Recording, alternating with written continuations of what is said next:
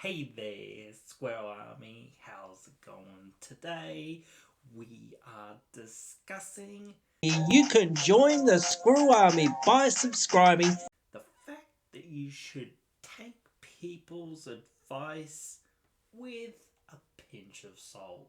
Now, I'm not saying you should get salty. No, it's that old saying that you should basically, you know, take some of their advice, but, you know, you don't always have to listen to absolutely everything everyone says to do with your deck, do with your strategy, and I know I do that too.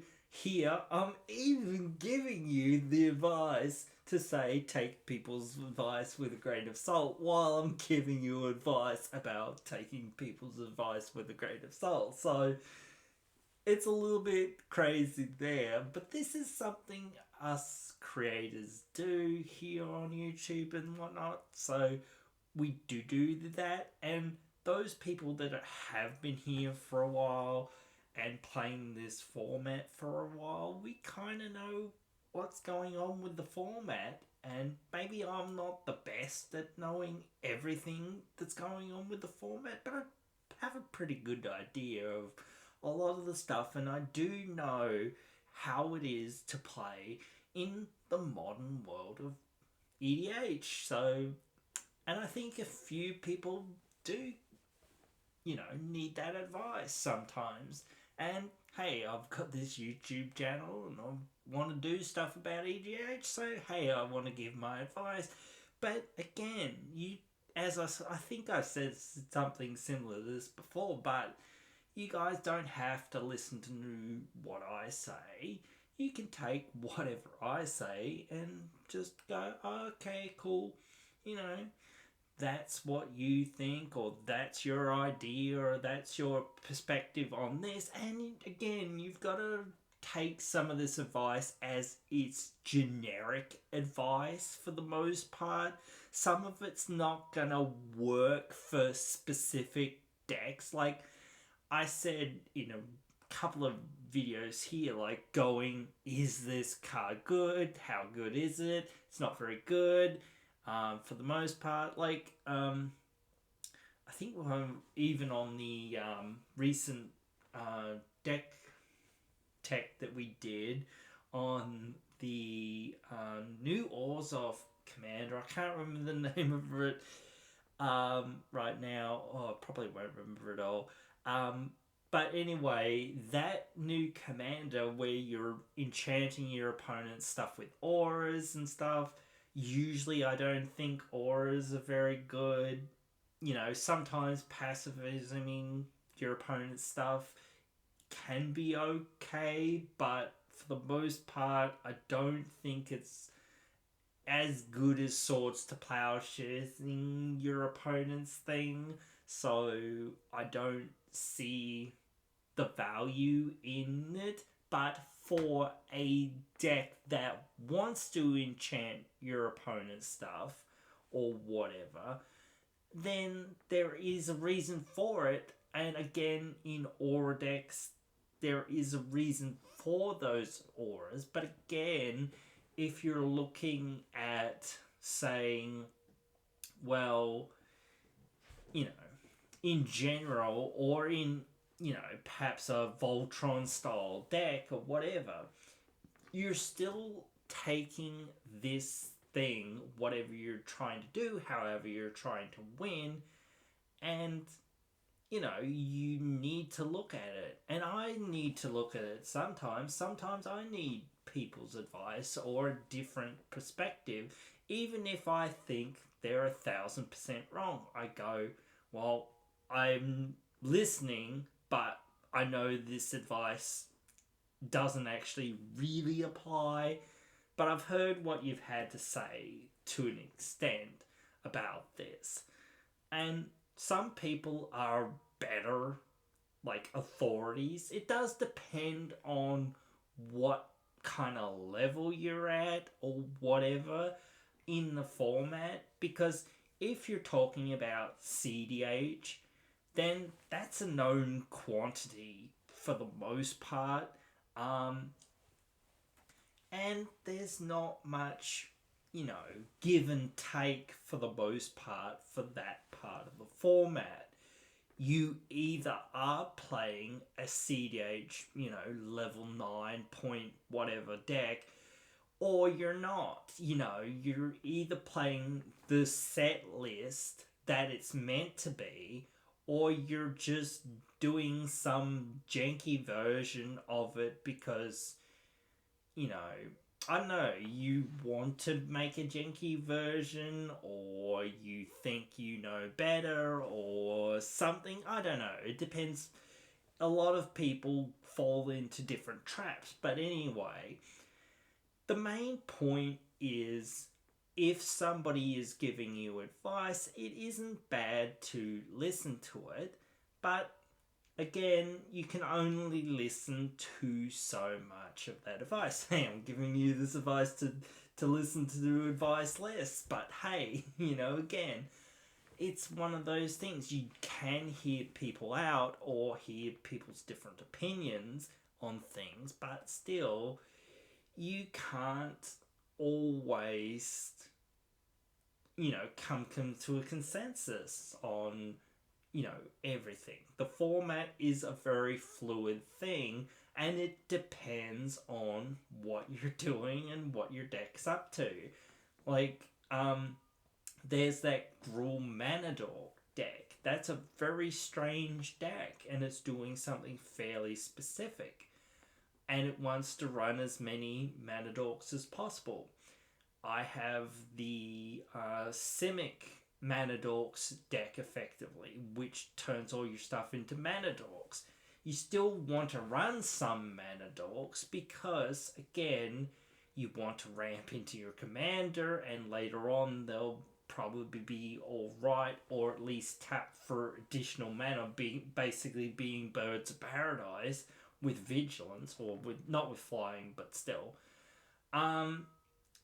But still, you've got that ability, and you're going, well, still, this is probably well worth my time because now I've got these things that are basically Birds of Paradise without flying and vigilance, so that's pretty good.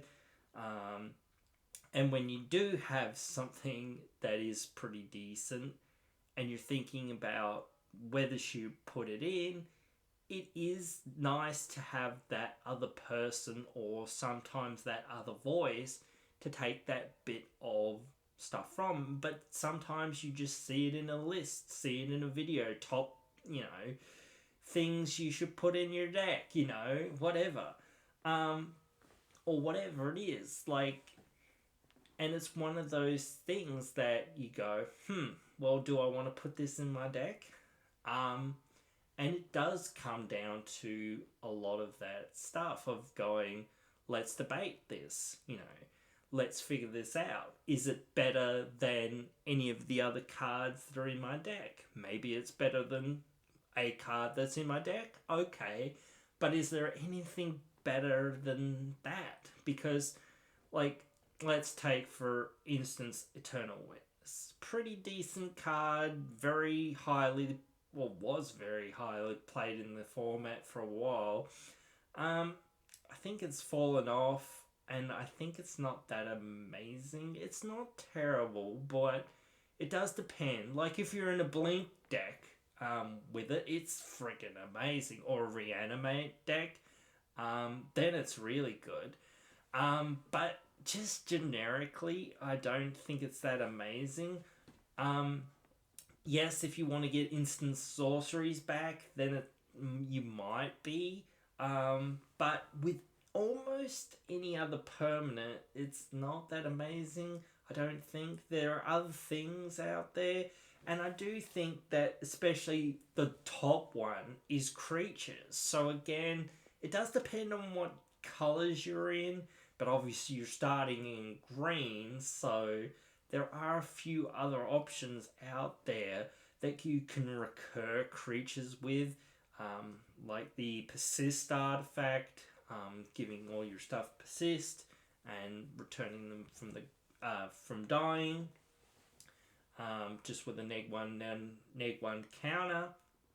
You can do a few things like that. Even there's that Wither spell, whatever it's called. Basic gives all your stuff persist. So yeah, those sorts of things, you can do that kind of stuff and, you know, get all sorts of value. Yes, again, I'm not a huge fan of instants and that sort of thing in that regard, because again, it's much like heroic intervention. If you have it and you get to protect your stuff, you feel like, oh, this is $1 million card. If you draw it and it's a dead card, you're going, oh man, this is a 2-cent card. This is trash.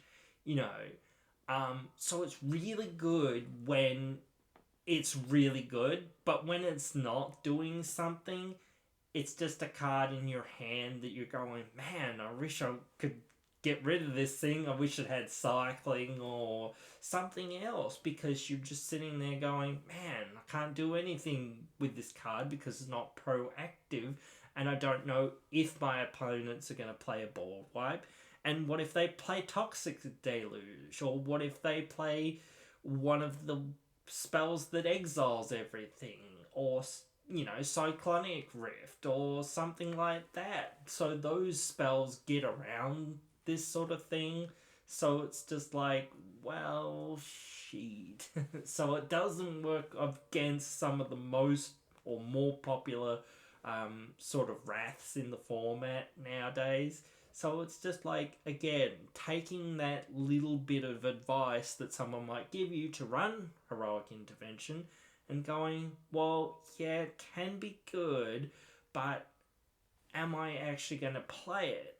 You know, and it's not to say that it's a bad card. Certainly it is a good card in certain circumstances, as sort of says Ed. But again, when it's not, it's sort of like, well, I'd rather just have something else. You know, again, even if it's not doing anything, like the persist artifact or whatever, I can at least play it and sit it out on the field. Now my opponents have to make choices if they're going to wrath my board. You know, they know I have it, but still, like it's better that I can actually deploy something and it actually be active on my field and be able to be used at any time. Again, maybe that's not as good because, again, in lots of ways it can be removed as well, but still, like in Muldrotha, that would be a really good one. There's a few decks like that really works well in, and things like that. So again, it depends. So you've always got to take anyone saying, look, this card's amazing. And I've said a few cards here and there, this is good. One of the recent ones was Destroy Evil, I think, or fairly recent, or whatever.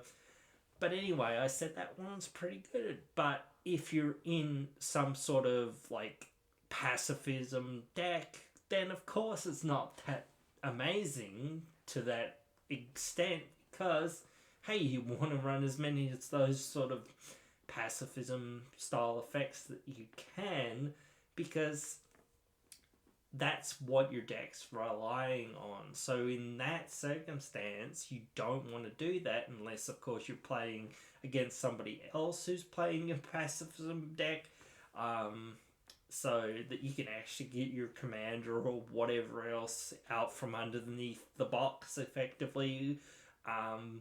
So it isn't horrible, but again, it's one of those things. It depends on how much removal you want. And as I said, I put disenchants and stuff in there. But again, you can run more. And it is ultimately up to you as to what goes your deck. And it's up to me too.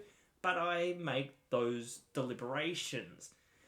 And it's fun to make those deliberations. I think we spend more time deliberating what's going in our decks than playing them sometimes, but whatever.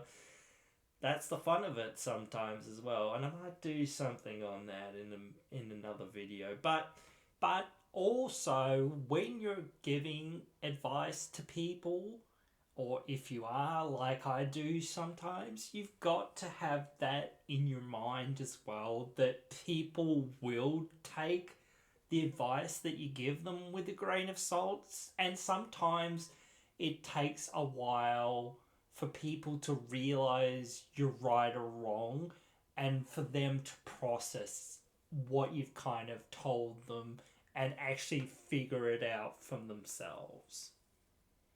Like, I had that with like Stacks card.